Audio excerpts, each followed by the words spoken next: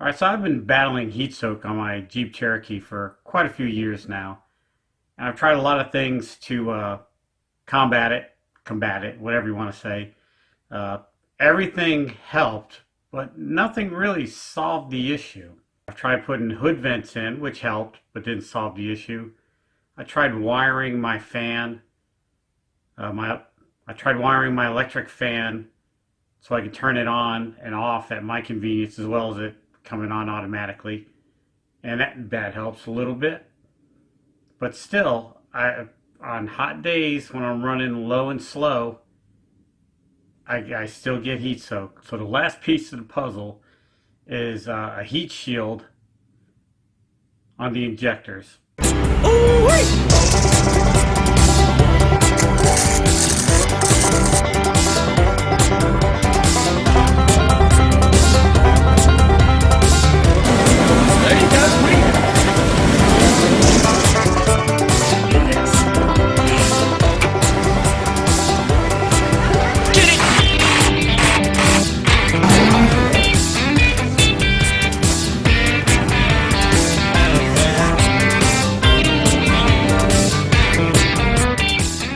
D and E came with a nice sticker. Heat shield. Kind of pricey for what it is, I thought, but I couldn't find a cheaper deal on it. And all it is this nice aluminum coated sleeve that goes over the fuel rail, and it's got the holes for the injector. And then 6 of these little sleeves to go around the injectors themselves, and they're kind of Velcro, so you can just put them on, take them off. And then this bad boy, that goes in between. That's shiny. I can get a tan with that.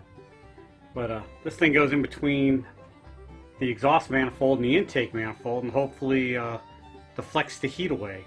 If you don't know what heat soak is just the hot air rising from your exhaust manifold. Pretty much saturates your intake manifold, and then your fuel vaporizes before it can get to the cylinder.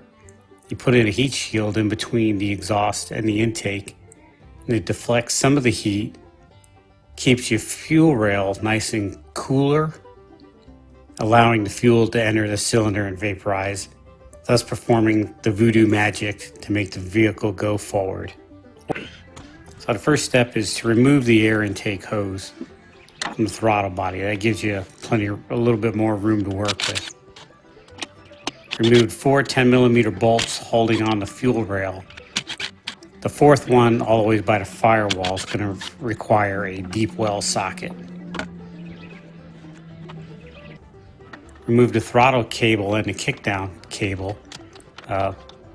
Throttle cable just pries off the kickdown cable. You have to kind of turn and pull off. Remove the 3 10mm bolts holding the throttle cable linkage bracket. Relieve the fuel pressure on the fuel rail by pressing in the Schrader valve. Make sure you have a rag or something to kind of soak up any unspent or any leftover fuel. Use a disconnect tool to remove the fuel line.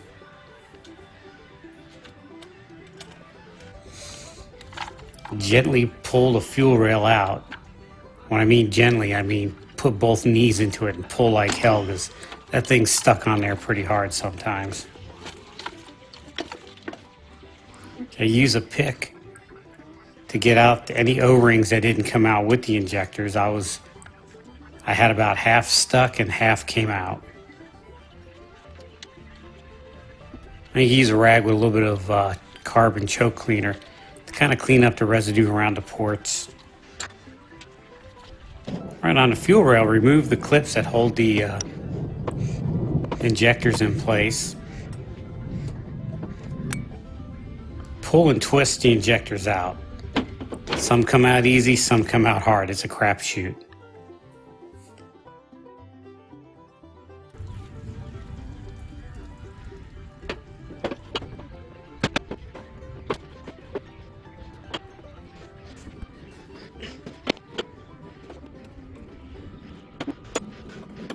Wrap your fuel rail with the heat shield. Use knife and scissors to kind of make it fit. Mine didn't have a cutout for the fuel pressure regulator, and the intake line didn't really fit. So I had to use a knife and scissors and a few adjustments, and everything fit nice.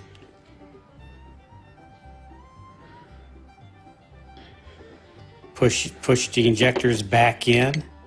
A little Vaseline on the O-rings help them slide in easier.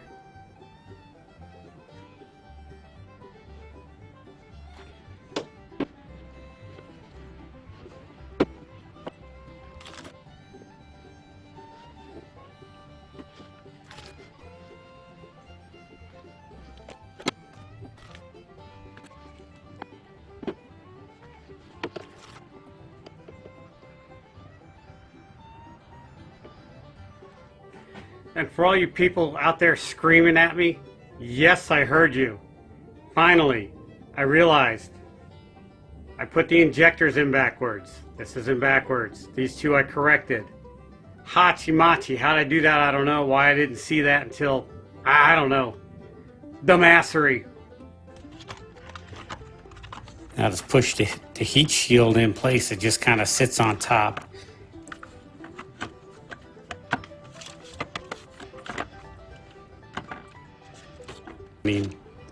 Now line up your injectors on the ports and gently push the fuel rail back into place. Just, give it a real hard shove to make sure it's seated real good. Trying to be careful not to damage the O-rings. Again, a little Vaseline on them helps them slide in a little bit easier.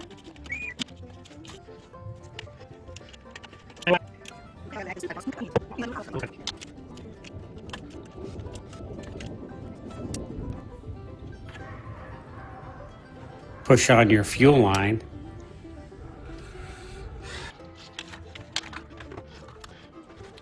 A little dielectric grease on the electrical connectors help out a great deal, keeping the water and stuff out. And it makes it come easier apart next time you got to take it apart. I put the throttle linkage cables back on.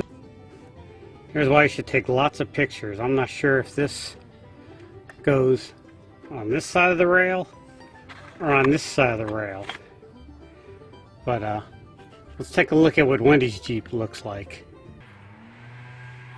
And hers goes over and down just like that.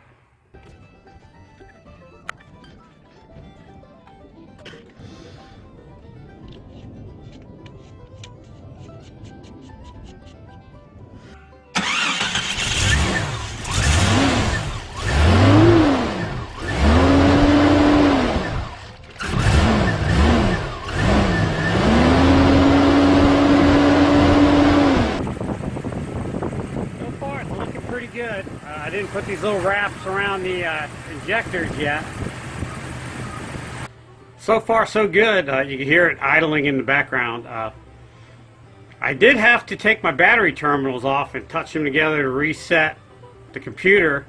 For some reason when I started it up I was getting idle air control error and it wouldn't idle. But I took the batteries off, reset the computer, running like a tick. Although these case suspension injectors click a little bit louder than the factory ones, but I can dig it. I didn't put these little heat shields on yet because I want to make sure everything's not leaking. And then I'm going to put them on and I'll get back to you in a month or two and tell you if it worked. Alright, so 4-hole injectors and the BNE or D&E or whatever, design engineering heat shield seemed to have worked. I wheeled my Jeep and I wheeled the snot out of it. Tried to get heat soak. I didn't get heat soak on the trail.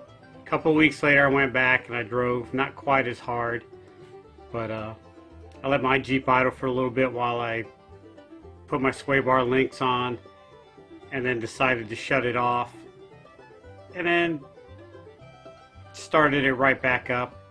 And I got the little heat soak sputter, but it cleared right up. So I do get heat soak, but not nearly as bad. So it's on the way to getting solved. Next step is to put my fan on a timer. So when I shut my Jeep off, my electric fan will run for 10-15 minutes and clear some heat out. I'm still working on a schematic for that one. That one's a little tricky. It's going to test my knowledge a little bit. Unless there's some miracle system already made up. But anyhow, thanks for watching. You got some time to kill? Check out this video. I like this one. Got some more time to kill? Check out this video. Don't forget to subscribe, hit thumbs up. Leave a comment down below. Love hearing from you guys. Enjoy it. Got some time to kill? Check out my podcast, the 10-Minute Off-Road Podcast. It's a podcast for the off-roader with a short attention span. Whew.